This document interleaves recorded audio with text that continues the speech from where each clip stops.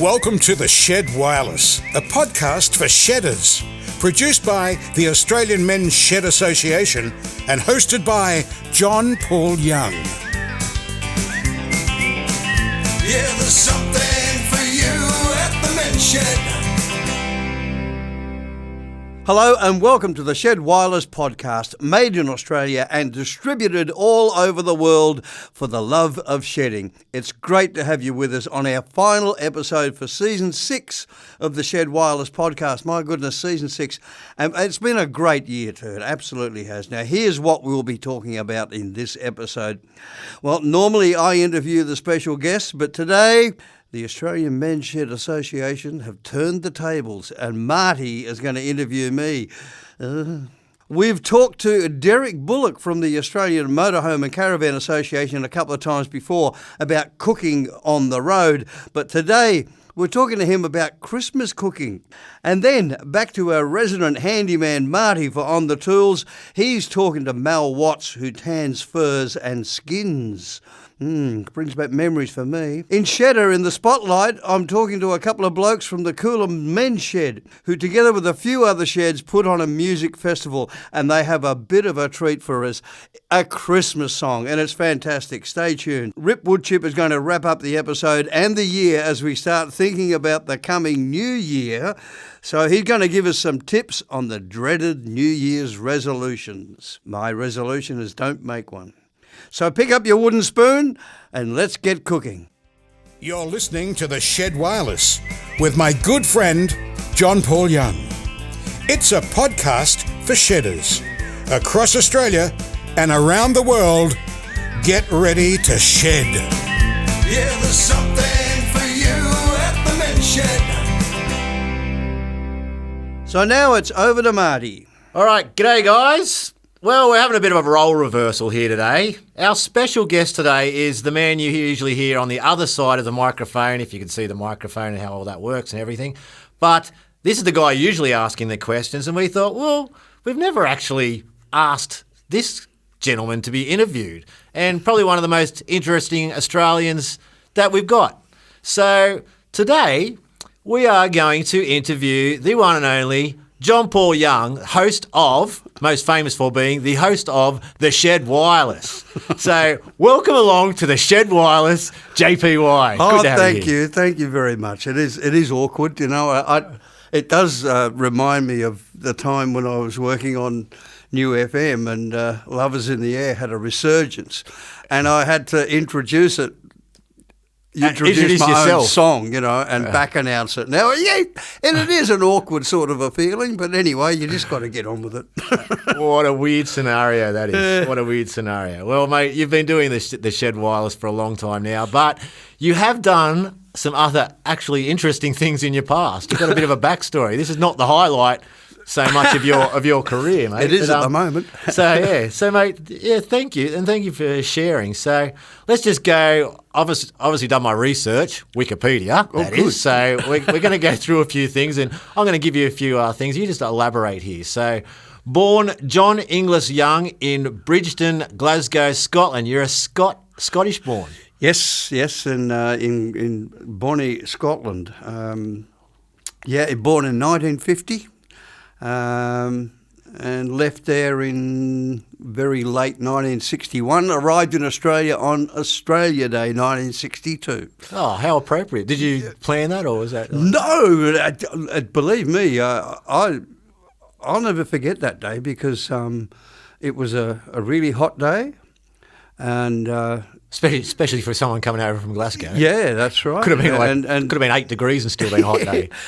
So how old were you when you arrived? I was 11. 11. Yeah. And what's your very first memory of Australia? What was the thing like? Not just rocking up on the boat, but what was the thing? Was like you remember about us? Like Australia hit me. Oh, you know? It really was the bush, you know, because we were in East Hills, which is just outside of Liverpool, and it was totally surrounded by bush. I knew nothing about Burke and Wills, but I thought I was one of them, you know, because I could, you know, walk into the bush, and I still got this vivid memory of this cicada, which I didn't know what a cicada was, but I could hear Could have been this. poisonous. Could have been a killer for all you. Well, know. yeah, but no, it was pretty adventurous, and I could hear this really loud noise, and I thought, I wonder what it was. So I went to find it, and I found the cicada, but unfortunately for the cicada, it was in the grip of a praying mantis who was eating its head. Oh, wow. Yeah, So, nice. that's one of the first memories I've got of Australia. Oh, there you go. Well, that's nice, I guess. Yeah. Well,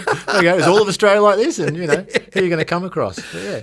Oh, that's good. That's good. So you're close to the bush. You loved exploring and all that sort of stuff. Yeah. No, I loved the bush. Well, we hardly had a lot of grass. We used to play back in Glasgow, we'd play in an area where the building was bombed during the war, so that was our playground. Yeah, sort wow. of thing, Wow.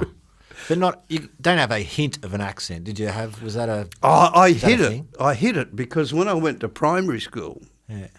in Hammondville Primary, and I turned up at primary school, and I was talking like that, I was a wee boy for Wow. Glasgow, and this kid wouldn't leave me alone. He just kept needling me about it. Now, this kid must have repeated 2 or 3 times. In 6th class, he had facial hair, So, and he was a tough kid, And I thought, I think I'd had one fight in my life, and I wasn't in a hurry to have another one. And so I used to take the mickey out of all sorts of accents when I was a kid. And I thought, well, this one's not that far away from the way the English speak. Yeah.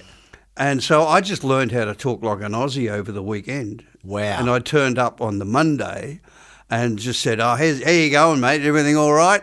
And he didn't know where to go with it. Wow. And he left me alone, and that was it. And I just thought, it's just easier. Wow. So never to speak with the accent again. Oh no, I did as soon as I went home. Really? Oh yeah. I was back to being the wee boy for Glasgow again. Does it ever slip now at all? No. Oh, in my brain, yeah. In my right. brain it does. And when I'm, in the kitchen at home cooking or whatever, I'll come back to all these old Glaswegian sayings. That's and incredible. things. Yeah. That's They're still there.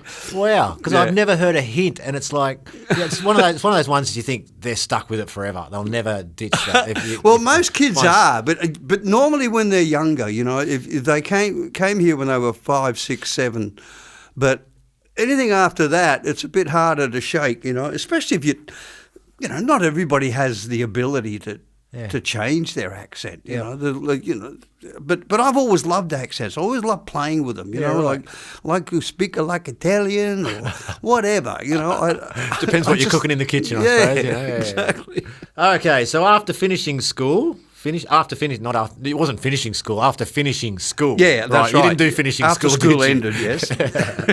Mate, you went on to be an apprentice sheet metal worker. Yeah. How did that one come about? Well, that was basically my dad, because he got sick of me hanging about after I left school, and he said, well, what are you going to do? And I said, I don't know. I wanted to be an electrician, but I failed the colourblind test. So I wasn't allowed to do that. So he basically grabbed me by the ear and took me down to Commonwealth Engineering in Granville. Yeah. And, we just sat down and he said, I'd like my boy to have an apprenticeship, if you've got one. And it was sheet metal work and that was it. And I was there for the next 4.5 years. Wow. I was the longest serving lunch boy in Commonwealth Engineering's history. Yeah, that's how it was now. I knew how to bend it. Yeah, right. Well, there you go. But I turned out basically a shit metal worker. Yeah. I wasn't very good at it. Yeah, I was a shit carpenter too, mate. I understand. but they say a good lunch boy never pays for his own lunch. Were you good at that? Oh yeah, absolutely. I used to because that was the days of long hair, and I'd if I wanted to have a haircut, I'd bet the odd tradesman, So I bet I come back on Monday with a short haircut. No, you won't. Yeah. And they'd bet me $2 bob, and I'd get a free haircut. I'd get a few of them in. There you go. Yeah, too easy. All right, so the sheet metal work didn't work out. And no, not really. But it was one of the best times of my life. Yeah, it really was. Yeah, I really enjoyed it. It was a great time, and with the tradesmen, and a lot of them weren't tradesmen. They were just men who could operate machines and things like They that. just But knew their stuff. back in the day, you were paid tradesmen's wages. There, and it was a great grounding education. Yeah. All right. So you made the switch. You've had, people might know this about you. You've had a bit of a career as a pop singer. Yeah, Or a singer. a bit of a career. They just dabbled in it for a little while. Yep. But so was that a conscious decision to go into singing, or how did that all come about? Not really. No, it was me and one of my best friends back in the day, and he had another 3 mates from school, from Liverpool Boys High. I was at Westfield's High School in Fairfield, which is now a sporting excellence school. Yeah. But we used to meet, because I didn't know anybody. Well, I'd moved from Liverpool out to Fairfield, didn't know anybody, so every weekend I'd go back to Liverpool and meet up with them. And one day they said, "Oh, we're going to form a band," and I said, "Well, I wish you the best of luck." And they said, no, because again, with the funny accents, I always sang. I was just one of those kids. I just sang for my own enjoyment. So you could imitating other singers, like? No, not really. Just singing songs. Yeah, right. Yeah. And then, like I said, it was for my own enjoyment, And they said, no, you've got to be the singer. So I kind of reluctantly went along with it, because if I didn't do that, then I wouldn't have had my mates. Yeah, right. So they were going to go down that road. So I went with them, and, we had a band, and that, that nearly killed my apprenticeship because of having days off towards, when I was 19 and 20 and stuff, having late nights and sometimes not turning up for work, falling asleep, I remember one boss I had when we had to do 3 months in the office as part of the apprenticeship, and I was asleep behind the drafting desk, and he came up to me and he said, "Listen, if you're that bad," he said, "don't sleep here. Go to the shit house and have a sleep." Oh, really? Oh, well, God bless you. It was lovely, What man. a legend. What Absolutely. A legend. Wow. So you had getting paying gigs pretty early on for that with the band. Yeah, there was no money really. I think a good gig for us would be $60, and we'd share that between all of us. Yeah, Plus, right. we had a guy that would help us, carrying equipment and stuff, because I think I was the only one with a license in the earlier days. So it was, It didn't make money, but God, that must we have just been got out fun. there and did stuff. It must have been fun to start with. It was, absolutely, yeah. And was that your calling? Did you find that this is my calling, this is what I want to do? Or was it still no, just, it was just something I was doing, and I was, and the band was starting to get somewhere, and then the band went all a bit weird on me. They all started getting very musician oriented and getting a bit technical. And to my dismay, we'd be on stage and I'd watch kids walking off the dance floor because what we were playing is not what they wanted. Yeah. And that really didn't sit well with me. And I was just really lucky that one night some bloke come up and asked me, out of the blue, "Do you want to make a record?" And I said yes, because I'd had enough of the band. Just like that? Yeah, it just happened like that. And that song happened to be Pasadena, and that was my first recording back in 1972. So that was probably one of the most pivotal moments of your life, I suppose. Yeah, as far as career-wise. As it turned out, we recorded that very late 1971. It didn't get any airplay. And in the meantime, my agent at the time sent me to audition for a theatre production. It was called the Jesus Christ Revolution. And we went to Melbourne, did the whole thing, and it folded. It was a disaster. So I'd already left the factory, and I came back to Sydney, and I didn't know what I was going to do, because in my brain, I certainly wasn't good enough to go and apply for another job as a sheet metal worker. Yeah. I mean, I was open to it. I would have done it, but I was just petrified about it. Yeah. And the telegram boy turned up. I can still hear that postie bike, you know, and he got out and he gave me a telegram, and a guy called Jim Sharman, who was the director of Jesus Christ Superstar, had been to one of the shows in Melbourne and liked my voice and wanted me to audition for Jesus Christ Superstar.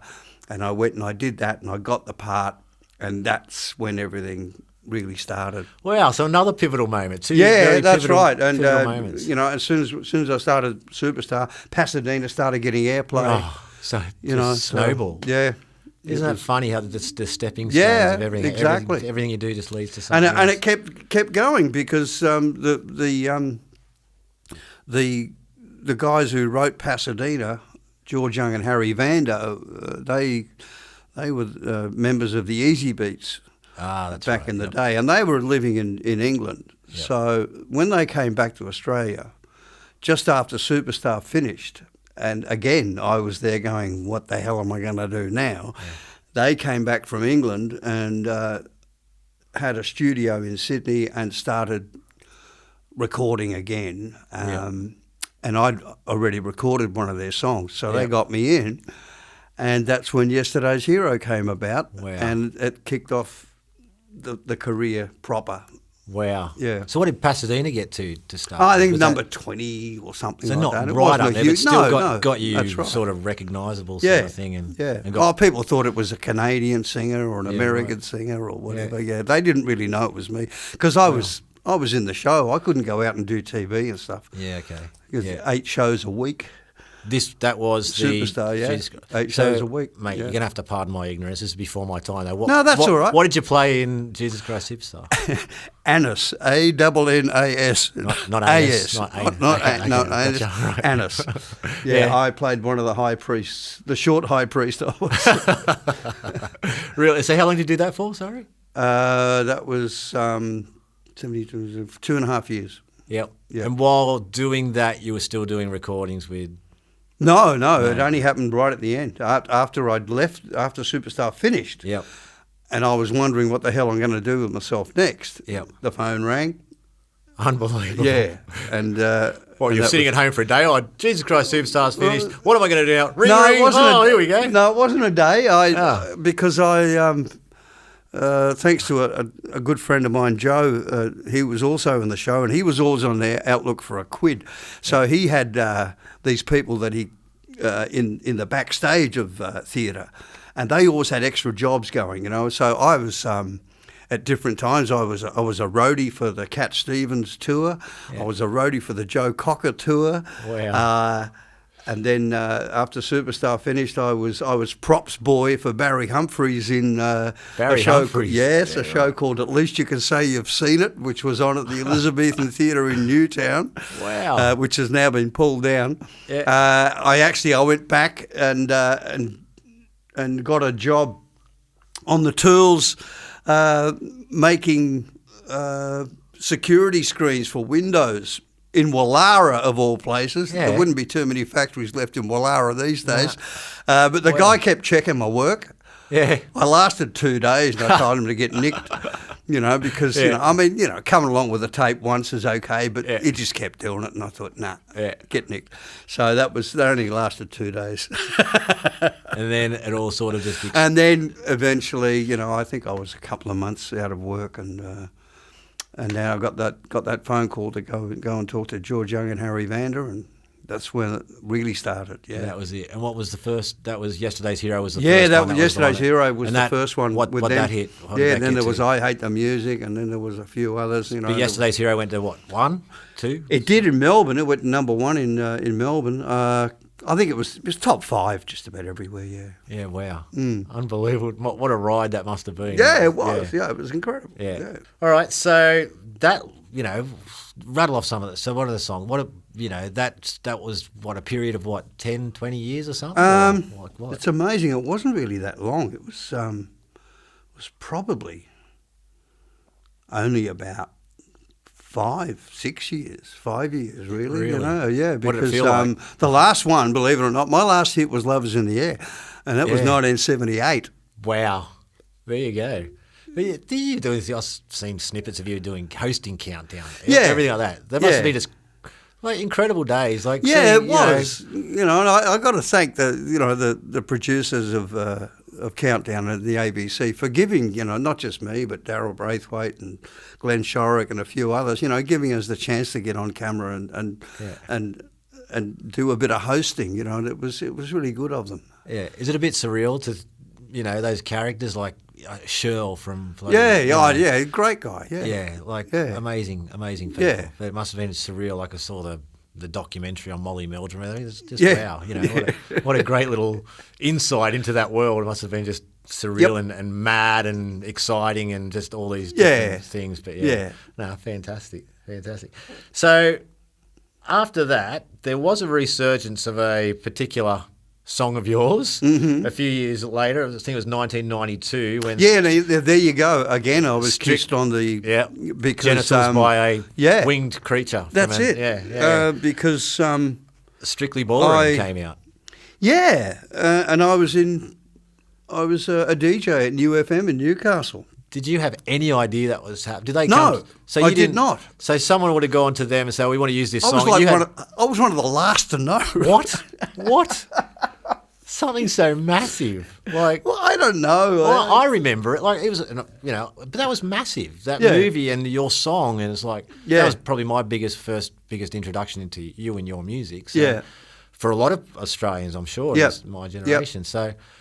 But that just like, I'm back on the radio. Like, what the hell? Yeah. Number one, was it? Did it go? I don't know. I've never really taken much notice, but I think it was the best thing about it was that it got to number one in New York. New York. Yeah. That was. I got my notes here. It peaked at number 3 in Australia, I think. Yeah, in Australia, yeah. That's not bad. Twice. That's not bad. Yeah. Hey? Twice. That doesn't fabulous. happen. Unbelievable. Yeah, so, it's been in the charts in Britain 3 times. Yeah. And it's still on the bloody radio. It is. Do your head in? Just about everybody that comes back from overseas says they heard it. Yeah, wow. So that was just another explosion of your career. Did that start? Did you start performing again, or were you already still performing, or were you doing? I did. I as in the Blues Brothers tradition, I got the band back together. Yeah, really. And we went back out on the road. We were lucky. We went to Germany. We did a little run around Germany in 1998. Yep. I remember recently even just seeing you with your band. It was a couple of years back at one of the local establishments here. Mate, still smashed it out of the park. And it's just, I don't know whether it's a trigger. The music is like smells have these triggers, but the music. But it does. Mate, I would watch. There's women practically throwing their panties on the stage still. It's like it's that sort of thing. It's like people just going crazy for it. It's just. I don't know. The music infects you because, it does. It reminds music, you of happy times. Yeah, moments in your life and things like that, and periods in your life. So that's amazing. It's very powerful. Yeah, it must be a privilege to get up there and be able to do it still. Oh, sure. It is. Are you still doing a lot of performances? No, I'm not. I had a bit of a health scare a couple of years ago, and I kind of had this visual sight of my birth certificate, and I thought, I think I've had enough. Really? I do the odd thing, but no, I've had enough of. And COVID took the wind out of me too. That caused so many problems trying to work the band, and every now and again somebody would get COVID, and then you couldn't do this, you couldn't do that, and it just became difficult. And and like I say, when I got a peptic ulcer, and that wasn't much fun. I collapsed at home, and I I put a big scar in between my eyes here, and and I just thought, I don't have to do this. Yeah. And any reasonable person would stop work in their late 60s and retire. And here I was, 72, and I'm thinking, I'm just gonna chill. Yeah. You still have a sing at home in the kitchen? Oh yeah. Yeah, of course. Especially if nobody's there. Mate, so what I know you're a life member of the Toronto Men's Shed. Yeah. Yeah. So how did that come about? I don't know. How did you get introduced to Shed World? How did you even become part of this Shed Wireless thing? Aaron Carney started the Shed Wireless. Yep. And then he got busy in other areas, so he couldn't keep it up. Yep. So he asked Danny Yep. if he'd be interested in taking it over. Yep. And Danny said to me, "Do you want to be the presenter?" So I said yes, and that's how it started. Again, it just fell in my lap. It's something that. It's you never forget your factory days, and so it was, not too far away from my brain. Talking to, men who've had lives as tradesmen or whatever in that working man's world. Were you a member of the Toronto Shed before that, or were you just? No, but one of my good mates started the Toronto Shed, Sarge, yeah. So so I knew about it, and I knew that it was a great thing. It really grabbed me as being a wonderful idea. Yeah, right. Do you get down there much? Oh, every now and again, especially if I need a part for my my minor bird trap. Mate, they work. They're so how good. are there still minor birds in Australia with all the men's sheds that make minor bird traps? I don't know how there is an existing minor bird in Australia. Oh, there's still. plenty. Don't you worry about that. Little bastards of things, but anyway. Well, that's good. So you still tinker at home? Do you like to get on the tools? You got a shed at home? Look, when things have to be done, if my wife is threatening to leave me because of things that aren't done, I'll do them. Yeah, good man. Yes, I fixed the sliding door in the laundry the other day. Yep. Couldn't believe that.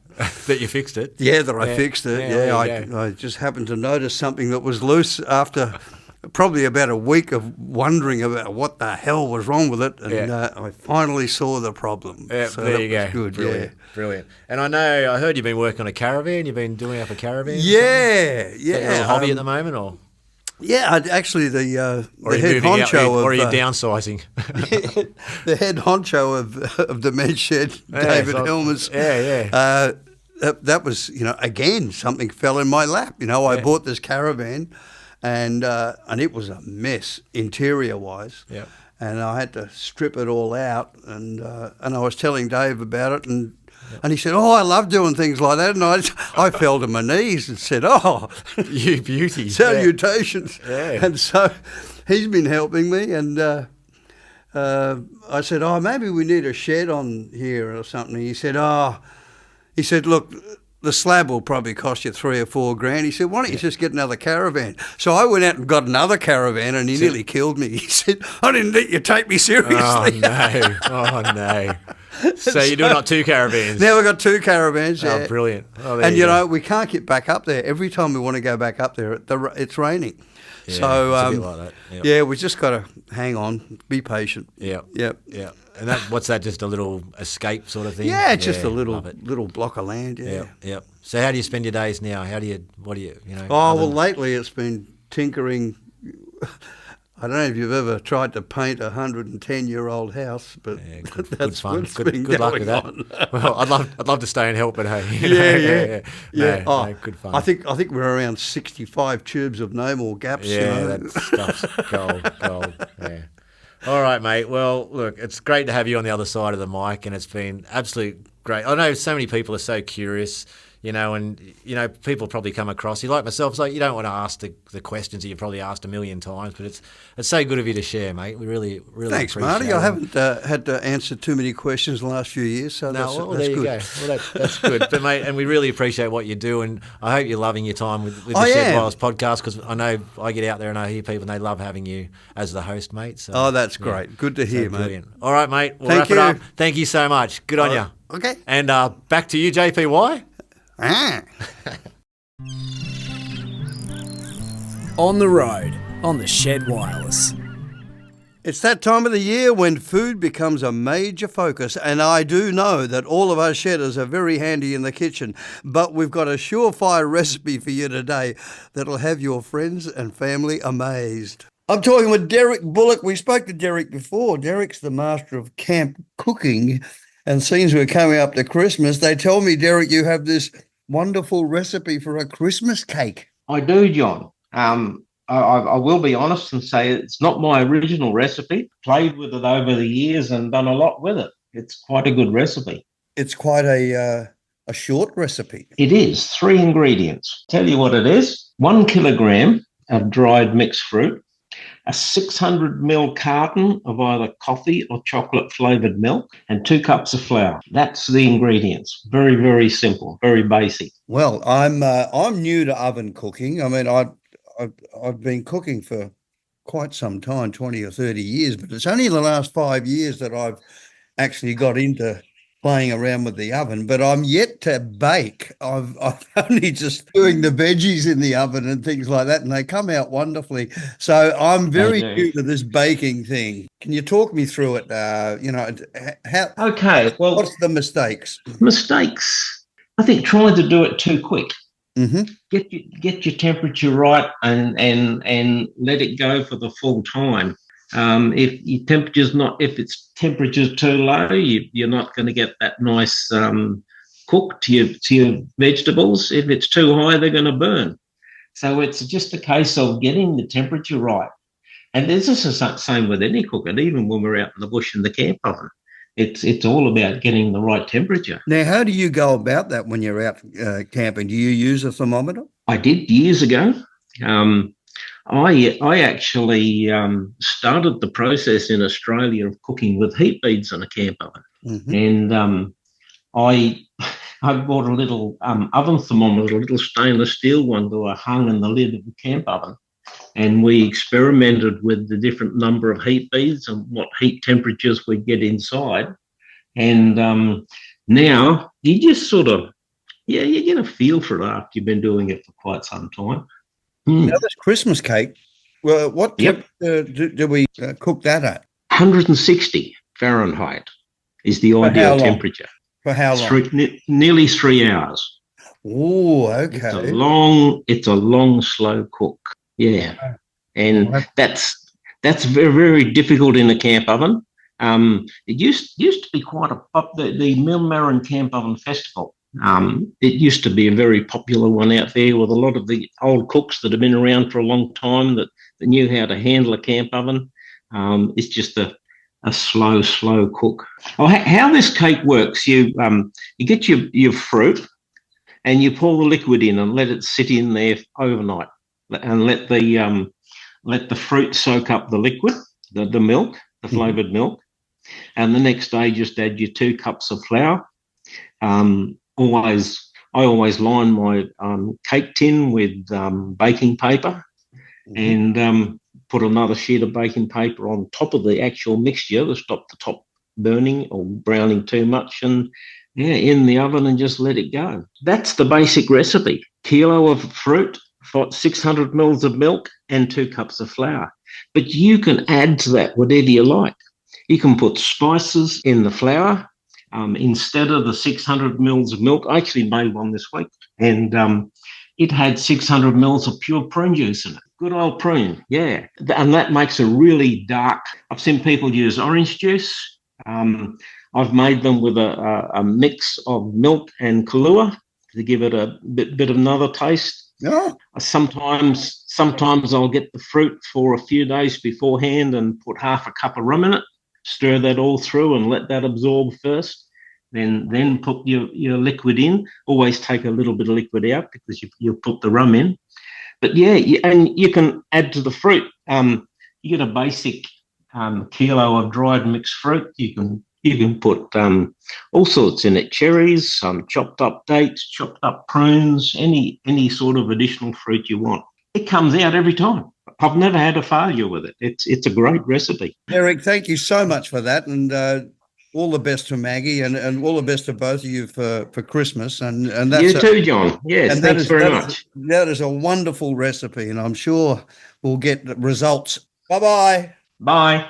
Well, I think most of us should be able to manage that 3-ingredient recipe. Head over to the AMSA website, get to the blog, and get that full recipe. On the tools. On the Shed Wireless.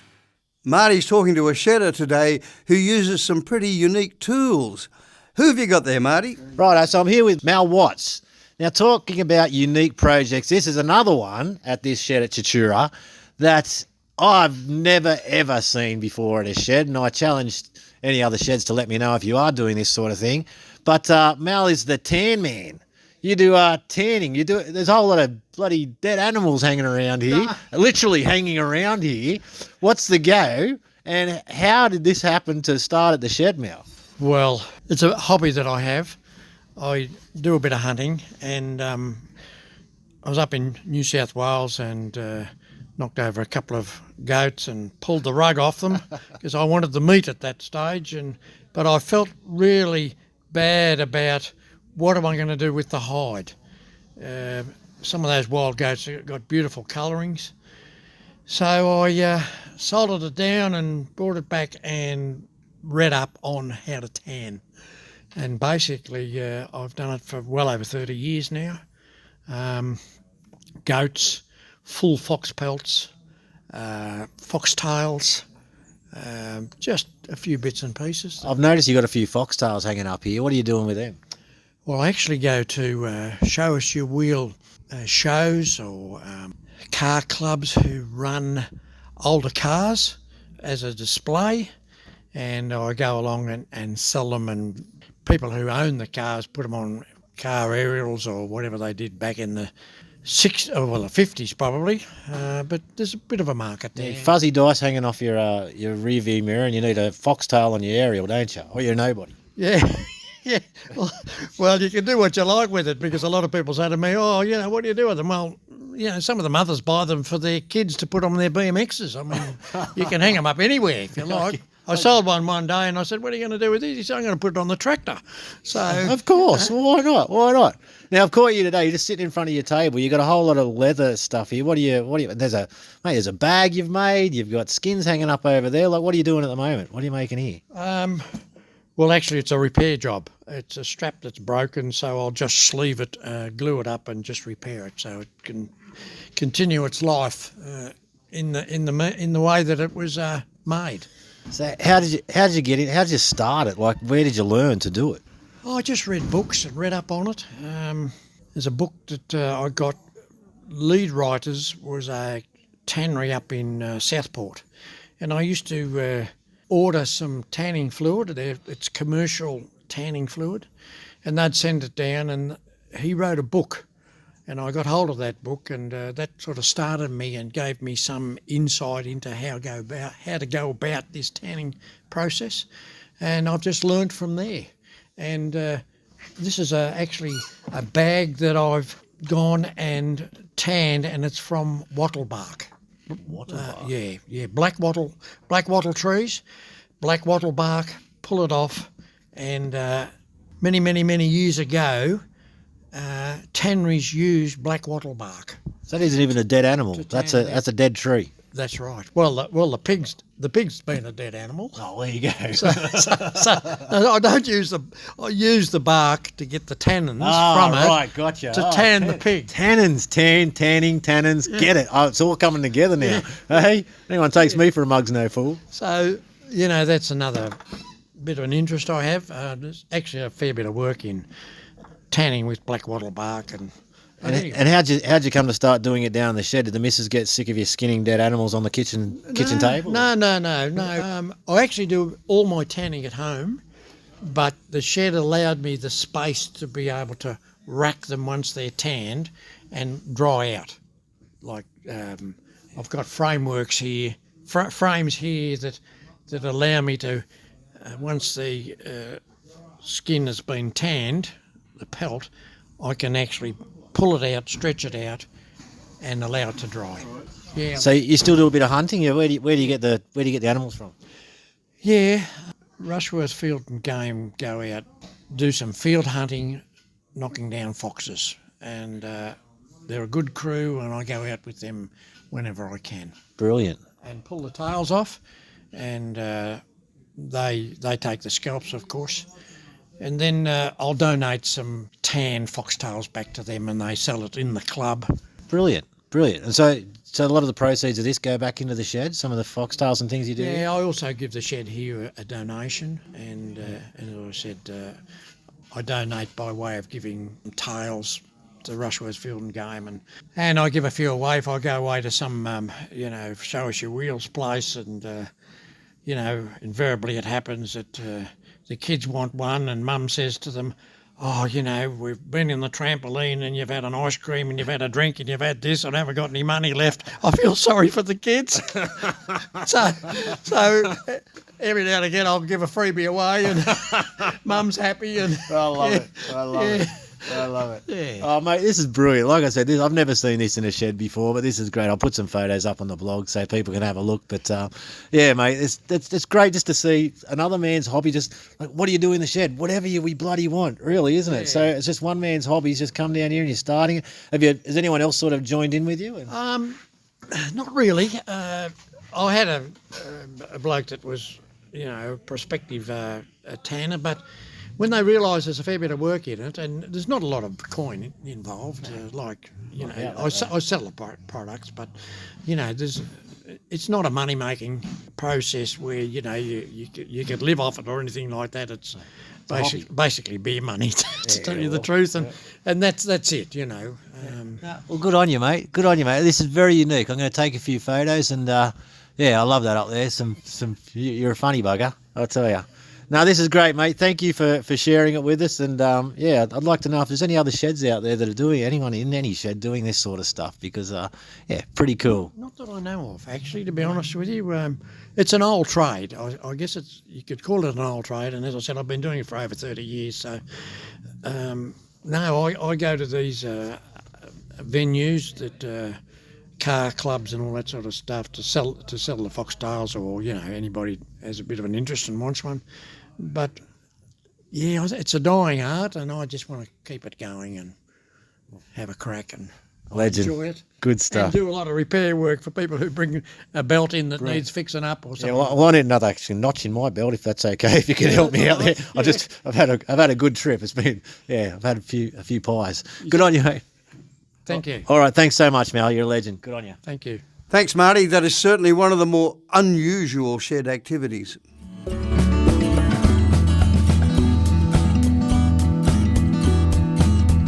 Shed Story. Let's find out more about our shed in the spotlight. Now we're going to go up to Coolum Men Shed Incorporated, if you don't mind, and we're going to be talking to Bob and Bruce. Now, these guys put on a music festival. I just think that's fantastic. And a men's shed music festival. Guys, tell me all about it. It was successful, so run me through it. Well, it was called Shed Music as a generic title. And we had a thought before Christmas last year. We've got quite a good active music group here in Coolum. And we thought, well, I wonder what other sheds on the Sunshine Coast and the broader area, I wonder if they've got music groups. So we undertook a program of ringing and getting in touch with all the sheds, of which there's 19 on the greater Sunshine Coast area.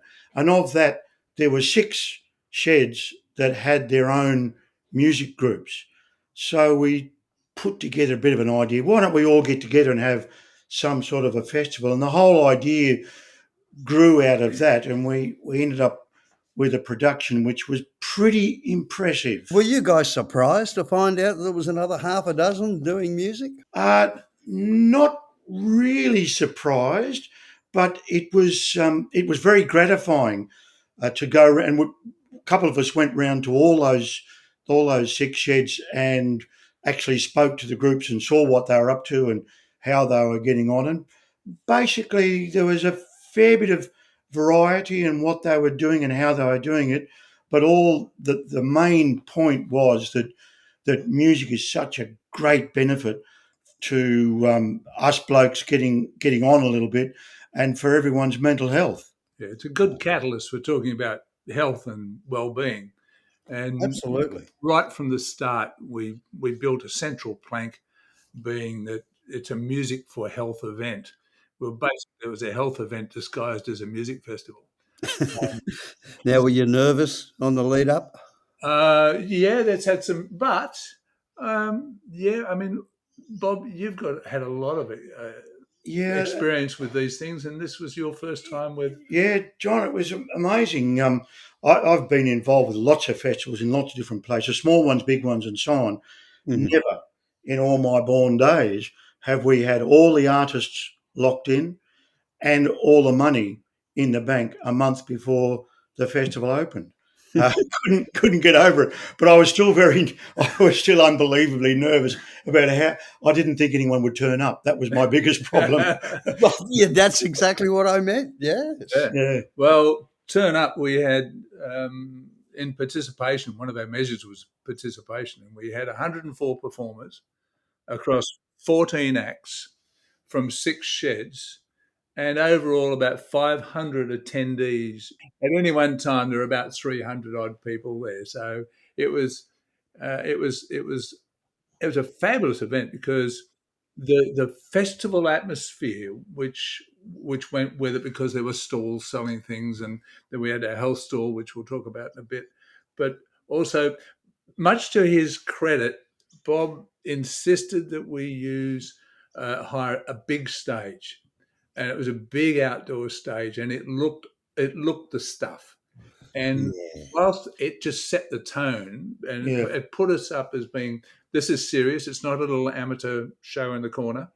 Um, and the amazing effect that had on both the performers and the audience was, in my view, it lifted the performers to a professional level that they probably had never reached before, because most of these people are amateurs we had out there.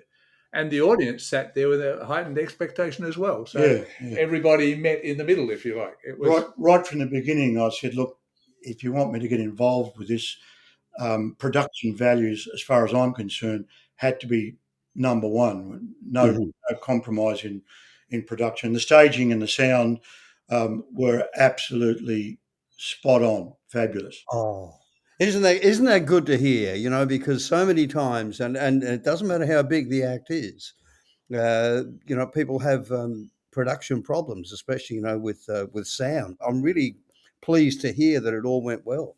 Yeah, Yeah, it was great fun. And I mean, from the point of view of just keeping the stats going, as I said, there's a lot of research that says making music, particularly amongst older people, is a very beneficial mental and physical health thing. So Mm. we were delighted when the Sunshine Coast Hospital health and service clinicians decided they would join us and run a health check station. And they ran a health check station with a fantastic piece of bribery, because they also hired and parked it right next to their station a fantastic gelato van. And this gelato van served free gelatos to everybody who came along. In fact, they served just nearly 400 gelatos. That's and great. they were really good. And one of the best gelatos I've ever had. But they ran this health check station, and they conducted over 100 health checks, blood pressures and all that sort of stuff. And out of that, they referred about 10 people to various specialist health services, including their GPs, drug and alcohol and people, and mental health practitioners. I was referred to my GP because I don't know why, but my blood pressure was up that day. Yeah, well, there you go. You They were were just after an ice cream, weren't you? Yeah, it was the ice cream that did it, yes. they were really keen, and they came on board probably about halfway through the organising, and we were a bit not so much reticent, but we weren't sure that how they'd fit in and how it would work. But as we spoke to them, their involvement became an integral part of the festival, and indeed they saw us as an integral part of what they're trying to do as well. And they ran workshops in the morning about music and its benefits for mental health and so on and so forth. And we're going to do that again this next year for the next festival. And indeed, they are so impressed with how everything worked this year that next year they are going to expand their, their station to a full health check Pit kit, stop. which means blood tests, cholesterol level, the whole lot.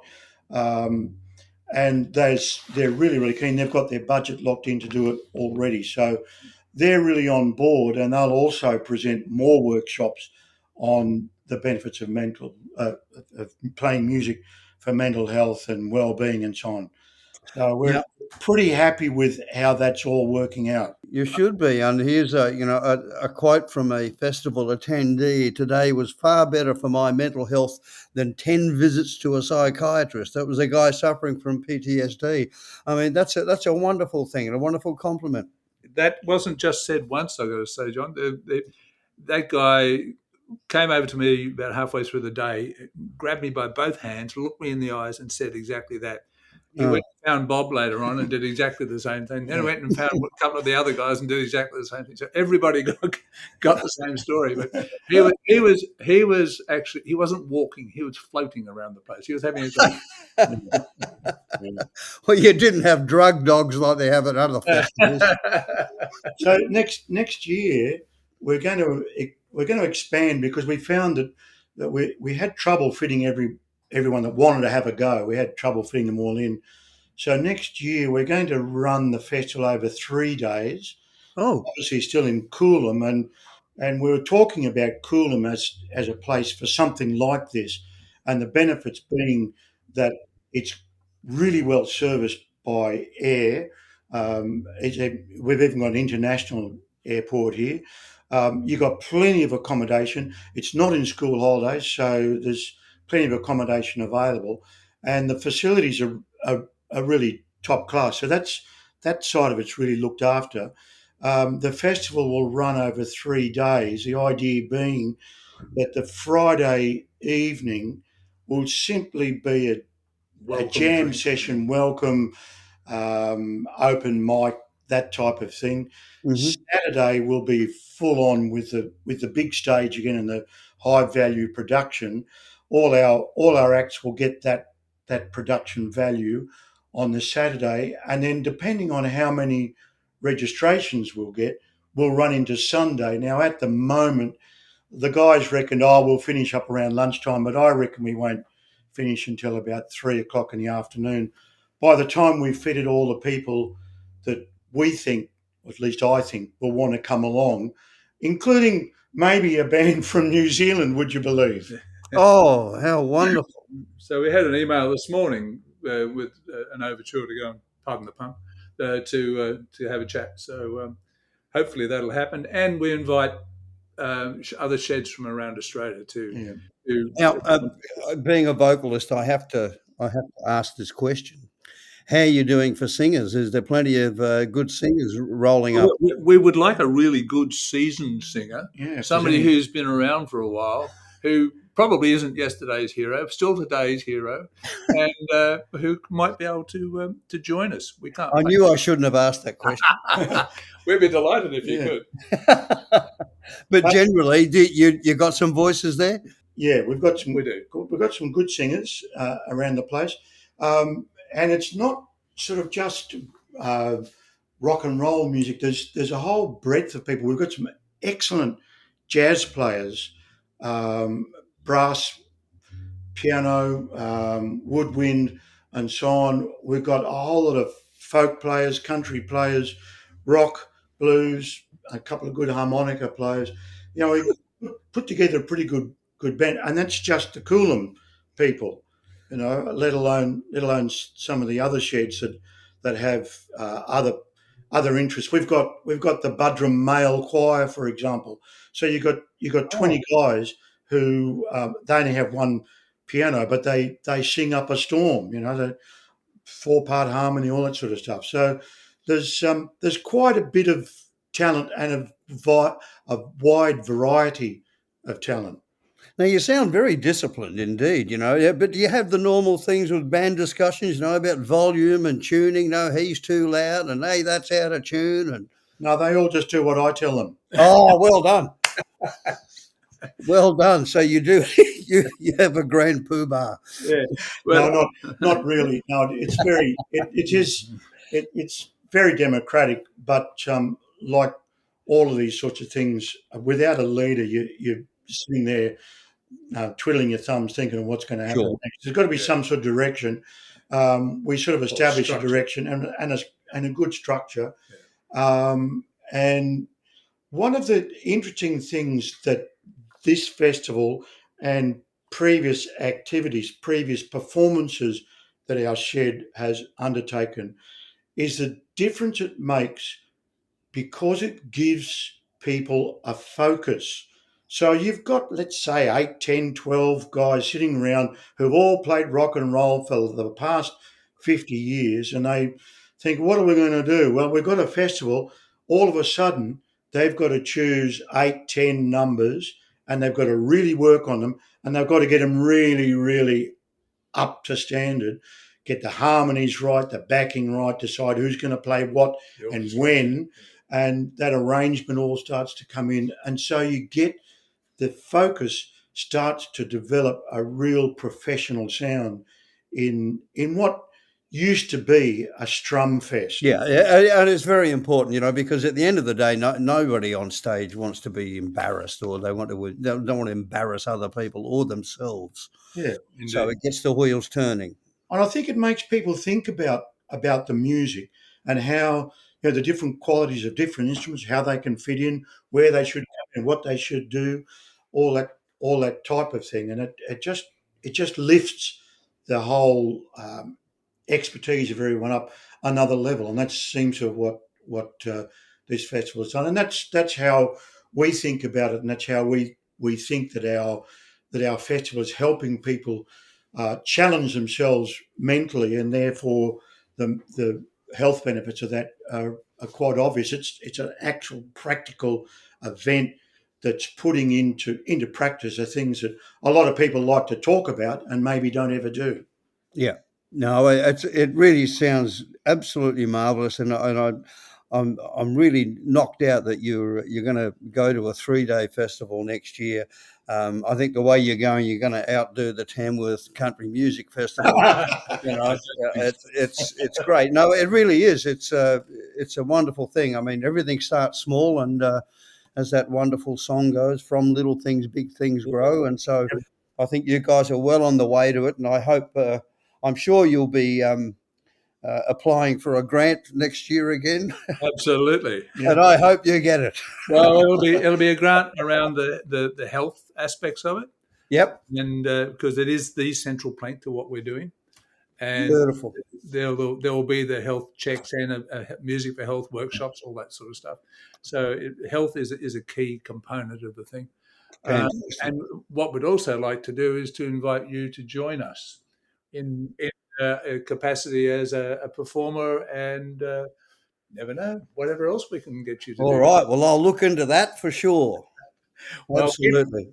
Keep the weekend of Friday the 5th, Saturday the 6th, and Sunday the 7th of September 2025. Oh, September. September. It's moved to September. Oh, you did it in July. Yeah, we one of the learnings was, believe it or not, Coolum in July can get very cool in the evening. So we've moved it to slightly longer days in September, slightly warmer and dry as well, which is good usually.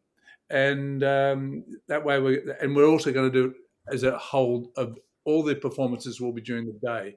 So September, which gives us a little longer to plan, because we did this last one within 6 months. From this is a good idea to we're on. It was just under 6 months. Yeah. Well, that's well done. I wish you every success with it. Thank you, Bruce and Bob, and you've done a marvelous job. Basically you've started from nothing, and you've done a hell of a job. Well done. Well, we're going to keep trying, and we'll cover Queensland and the rest of Australia, and maybe next year and the year after, who knows where we'll get people from. Well, yeah. Wonderful. Thanks, guys. Thank you. Pleasure. Bye-bye. Thanks, John. Cheers. Thanks a lot. Thanks, John. And if your shed is interested in getting involved in the next Men's Shed Music Festival in September next year, contact the Coolum Men Shed. You can email Bob Barford direct on BLBARFORD @gmail.com. And I wish them every success. It's an absolutely wonderful idea. In Rip Woodchip's final segment for the year, he's going to be giving us some tips on New Year's resolutions and making them a bit more achievable.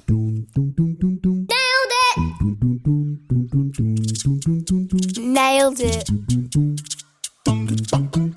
Nailed it. Nailed it with Rip Woodchip. G'day, Shedders, Rip Woodchip here. How you all going today? I've just been putting up the last of the bloody Christmas decorations. Thank God that's over with. She had me started them on mid-bloody November. I try to tell her that every day prior to December 1st that you put up Christmas decorations, an elf gets shot. But that didn't even deter her. You know, the worst thing about putting up Christmas lights is pulling down the remnants of the ones you put up the year previous. I reckon Christmas should be a biannual thing anyway. Takes me almost a year to get over it. And the next thing you know, well, you're putting up bloody decorations again. Anyways, we're another year down. And so I want to have a yarn about this morning is something we all groan about this time of year. New Year's resolutions. Now, before you roll your eyes and switch me off, hear me out, fellas. I know, resolutions can get a bad rap. They're like those gym memberships that seem like a good idea on January 2nd, but are forgotten about by February. But maybe, just maybe, we're looking at them wrong. Here's the thing, fellas. Resolutions don't have to be a big, shiny, life-changing promises. You're not auditioning for a motivational speaker gig. They can be small, practical goals. Stuff that makes life a bit better, a bit more enjoyable, or just a bit easier. As I always say, if I can get better 1% every day, I'll be 365% better by the end of the year. Take this for example. Last year old Ted, you know Ted, the bloke who could fix anything but his golf swing, he made a resolution to learn how to send a text. Took him 3 months to figure it out, but now he's the king of the emojis. Every message is a masterpiece. And guess what? His grandkids bloody love it. They think he's a tech wizard. All because he made one small achievable goal. So, what about us? What can we do? Well, maybe it's finally taking that project that's been gathering dust in the corner of the shed, or reaching out to a mate you haven't seen for a while, or, brace yourselves, learning to cook something that doesn't involve a barbecue. Imagine that, fellas, a homemade meal that doesn't come with a side of charcoal. Resolutions can also be about taking care of yourself too. Look, I get it, we're blokes. We're not exactly known for rushing to the doctor or prioritising our health. But what if this year we committed to one checkup? Just one. Call it preventative maintenance, like you would for your ute or your shed roof. It's not glamorous, but it's bloody important, especially at our age, boys. And speaking of the shed, how about we make a group resolution? Something for all of us, like organising a few more outings, or a monthly teach a new skill session. We've got so much brain and wisdom up there, fellas, it'd be a shame to keep it locked away. But here's the kicker, fellas. Resolutions aren't about perfection. They're about progress. If you miss a day, or a week, or even a month, who bloody cares? Dust yourself off and have another crack at it. Life's not a straight line. It's more like an edge of the old workbench, full of dings, dents, and stories. So, as we kick off another year, think about what small thing you might do differently. And if you don't feel like making a resolution, no worries. Just keep showing up. Keep sharing a laugh and keep being part of this bloody great community. Because that's what really counts, isn't it? All right, that's enough rambling from me. Go on, get out there or back in the shed and make something, whether it's a birdhouse, a cuppa, or just a better day for yourself or someone else. Happy New Year, fellas. Let's make it a good one. See ya. Well, that's it for Season 6 of The Shed Wireless. Drop me an email to theshedwireless@menshed.net and let us know what you'd like to hear about in next year's season of The Wireless. And from all of us, we'd like to wish you a wonderful Christmas and a healthy and happy New Year. And as promised, we have a special song from the blokes at Coolum Men Shed. Hit it, guys.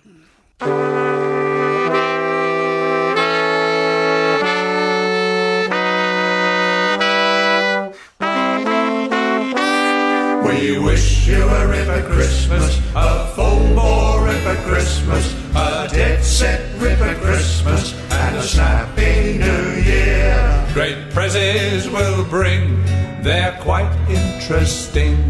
We made them right here, let's all give a cheer.